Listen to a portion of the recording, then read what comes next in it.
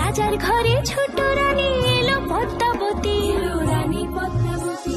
রাজার আরো 6টি রানীর ছিল না সন্তান, পদ্মাবতীর কোলালোতে মিলল সমাধান। বছর যেতে জন্ম নিল 7 ছেলে 1 মেয়ে, হয় খুশির আকাশ হঠাৎ কালো মেঘে গেল ছেয়ে।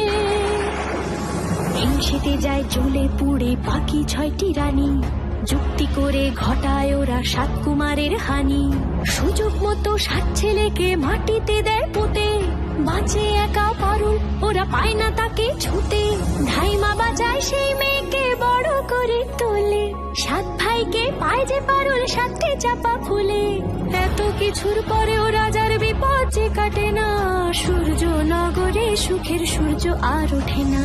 হিংসা বিবাদ বিচ্ছেদ আর প্রেমের কাহিনীতে পারুল বোন কি পারবে 7 ভাই চম্পাকে জাগাতে।